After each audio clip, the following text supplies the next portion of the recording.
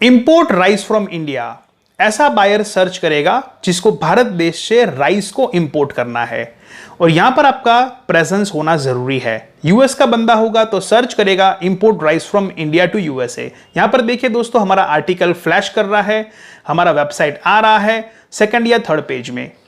दोस्तों, अगर आप गूगल को मदद करेंगे, गूगल के यूजर को मदद करेंगे by providing the best content, तो आपका SEO almost free of cost में हो जाएगा।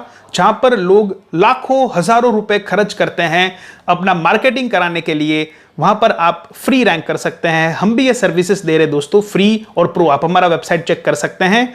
डकडकगो में आपको सर्च थोड़ा इजी रहेगा, यहां पर आप डायरेक्ट यूएस सर्च कर लीजिए और यहां पर आपको भी सेकंड या थर्ड पेज में हमारा वेबसाइट मिल जाएगा। Because we are working for the search engine users, कि उनको जो चाहिए वो हम दे रहे हैं।